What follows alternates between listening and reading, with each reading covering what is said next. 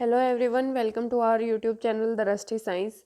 तो आज हम 3 दिसंबर 2023 को जो टीजीटी का एग्ज़ाम हुआ था उसके अंदर साइकोलॉजी का पोर्शन जो था, सीडीपी कह सकते हैं आप, चाइल्ड डेवलपमेंट एंड पेडागोजी, तो उसका पार्ट वो डिस्कस करने वाले हैं। फर्स्ट ही पार्ट होता है और 30 क्वेश्चन आते हैं जैसा कि आप सभी को पता है। तो कौन से क्वेश्चंस का राइट आंसर कौन सा है वो हम इस वीडियो में आपके साथ डिस्कस करेंगे। तो सबसे पहला क्वेश्चन है, देखो, किस मनोवैज्ञानिक के अनुसार बच्चों के संज्ञानात्मक विकास में सामाजिक एवं सांस्कृतिक कारकों की भूमिका महत्वपूर्ण होती है। तो यहाँ पे हमें इसका आंसर बताना है। तो सबसे इसके लिए करेक्ट ऑप्शन है वाइगोत्स्की। ठीक है, वाइगोत्स्की नाम का जो मनोवैज्ञानिक थे उन्होंने ये बात कही थी।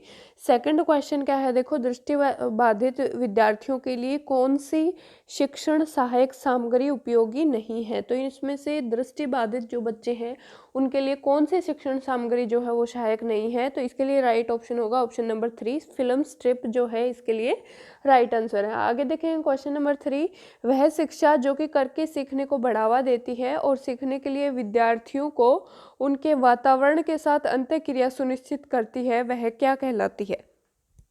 तो क्वेश्चन नंबर 3 के लिए राइट ऑप्शन है ऑप्शन नंबर 2, प्रगतिशील शिक्षा उसको हम कहते हैं। समावेशी शिक्षा से क्या तात्पर्य है, तो सभी बच्चों के लिए शिक्षा क्या होती है, समावेशी शिक्षा होती है। ठीक है, इससे आगे वाले पार्ट को डिस्कस करते हैं। क्वेश्चन नंबर 5, सामाजिक अधिगम के संदर्भ में कौन से शिक्षण अधिगम रणनीति विद्यार्थियों के लिए सर्वाधिक उपयोगी है। तो अगर बच्चे को सामाजिक अधिगम सिखाना है, ठीक है, समाज में रहना सिखाना है, तो कौन सी जो अधिगम विधि है वो सबसे ज़्यादा उपयोगी है इसमें से। तो क्षेत्र भ्रमण जो है ये सबसे ज़्यादा उपयोगी है लिखी हुई चारों में से। निम्नलिखित में से कौन सा वस्तुनिष्ठ प्रकार का प्रश्न नहीं है। तो क्वेश्चन नंबर 6 के लिए करेक्ट ऑप्शन होगा ऑप्शन नंबर 2, विश्लेषणात्मक प्रश्न। ठीक है, तो ये वस्तुनिष्ठ प्रकार का प्रश्न नहीं है, हमें उसका विश्लेषण करना है, बताना है। ठीक है, तो ये वस्तुनिष्ठ में नहीं आएगा।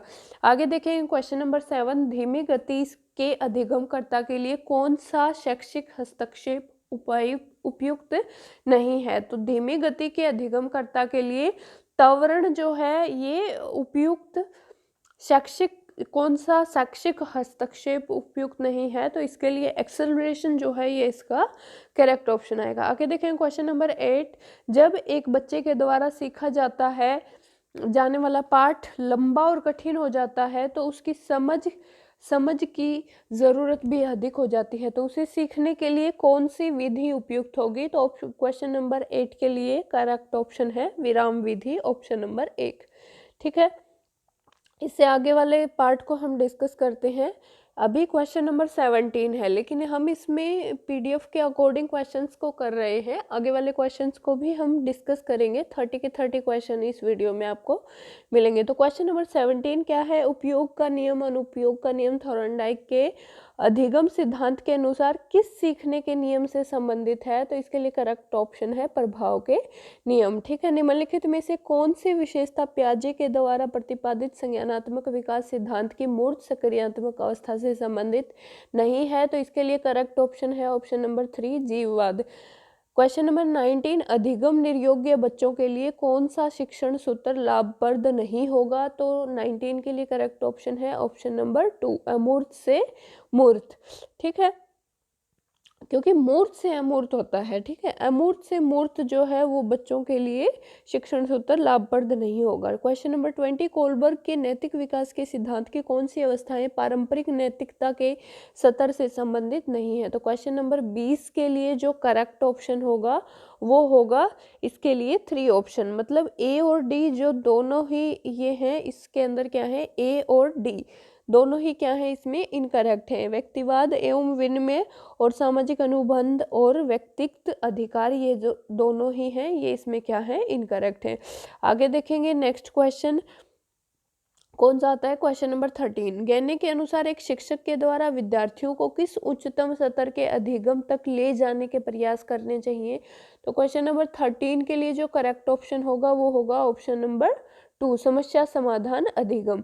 आगे देखेंगे अधिगम को प्रभावित करने वाले निम्नलिखित कारकों के सही कूट का चयन कीजिए। तो 14 के लिए करेक्ट ऑप्शन होंगे अभिप्रेरणा, अभिअक्षमता, अभिरुचि, अवधान। तो चारों ही इसके लिए क्या होंगे, करेक्ट होंगे। तो ऑप्शन नंबर 4 क्या है इसमें करेक्ट ऑप्शन है।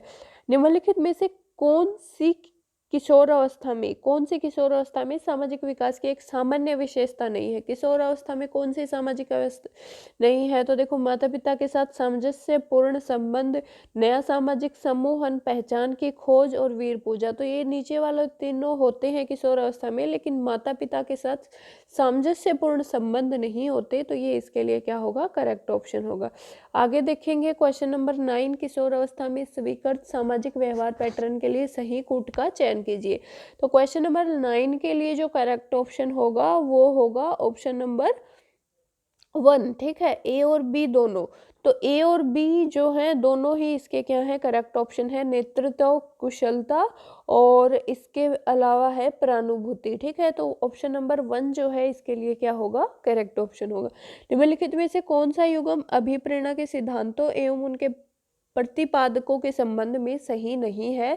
तो इसके लिए जो करेक्ट ऑप्शन होगा वो होगा मूल प्रवृत्ति सिद्धांत। सबसे पहला ही लिखा हुआ है, आपको पता है कि विलियम मैकडूगल ने दिया था मूल प्रवृत्ति सिद्धांत, और यहाँ पे ये एंटकिसन लिखा हुआ है। तो ये जो है इनकरेक्ट ऑप्शन है। ठीक है, नहीं वाले क्वेश्चन ही आ रहे हैं, सारे ही क्वेश्चन नहीं वाले हैं मोस्टली।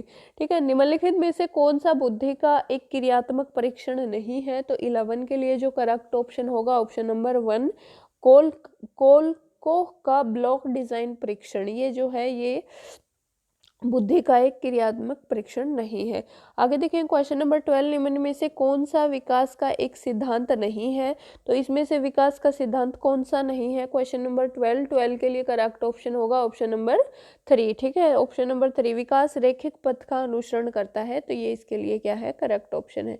आगे देखेंगे क्वेश्चन नंबर 21, निम्नलिखित में से कौन सा नियम अनुवांशिकी से संबंधित नहीं है। तो क्वेश्चन नंबर 21 के लिए जो करेक्ट ऑप्शन होगा ऑप्शन नंबर 4 प्रगति का नियम जो है ये अनुवांशिकता से संबंधित नहीं है।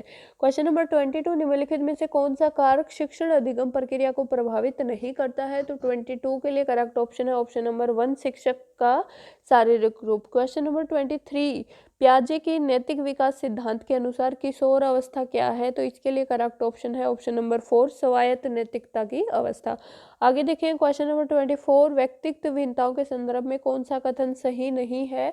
तो इसके लिए जो करेक्ट ऑप्शन है ऑप्शन नंबर 4 व्यक्तित्व भिन्नताएं केवल अनुवांशिकता का परिणाम होती हैं। आगे देखेंगे क्वेश्चन नंबर 25 क्या है, अवधान एवं चिंतन जैसी मानसिक क्रियाओं के द्वारा सीखना क्या कहलाता है। तो इसको क्या कहते हैं, संज्ञानात्मक सीखना कहते हैं। ठीक है, ऑप्शन 3 जो होगा इसके लिए करेक्ट होगा। आगे देखेंगे 26, निम्नलिखित में से कौन सा प्रभावी अधिगम का एक सिद्धांत नहीं है।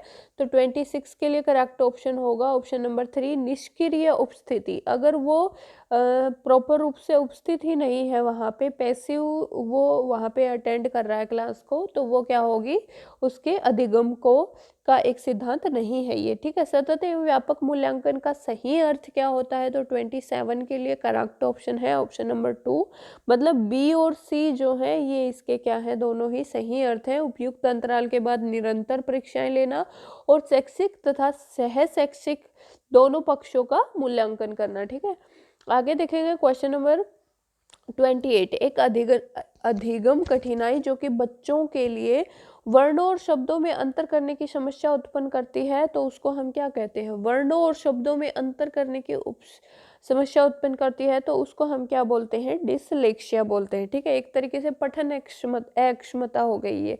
ठीक है, स्टर्नबर्ग के तंत्रीय सिद्धांत में बुद्धि के किन 3 पहलुओं पर बल दिया गया है। तो 29 के लिए करेक्ट ऑप्शन होगा ऑप्शन नंबर 3, मतलब ए बी और डी तीनों ही इसमें क्या है, करेक्ट है। घटकीय बल, ठीक है, अनुभवजन्य बल और संदर्भात्मक बल, सक्रियात्मक बल जो है उसमें नहीं है। तो ए बी डी तीनों ही इसमें क्या है, करेक्ट है। ऑप्शन नंबर 3 इसका राइट आंसर है। पेवलोव के अनुबंधन सिद्धांत में स्वाभाविक एवं कृत्रिम उद्दीपकों के मध्य अनुबंधन उत्पादन को कौन सा कारक धनात्मक रूप से प्रभावित नहीं करता है? तो 30 के लिए करेक्ट ऑप्शन होगा ऑप्शन नंबर 4, प्रेरक की कमी जो है इसके लिए राइट ऑप्शन होगा। तो ये हमारे 30 क्वेश्चन साइकोलॉजी के कंप्लीट होते हैं। वीडियो अगर आपको अच्छी लगी तो वीडियो को लाइक करें, चैनल को सब्सक्राइब करें। Thank you very much.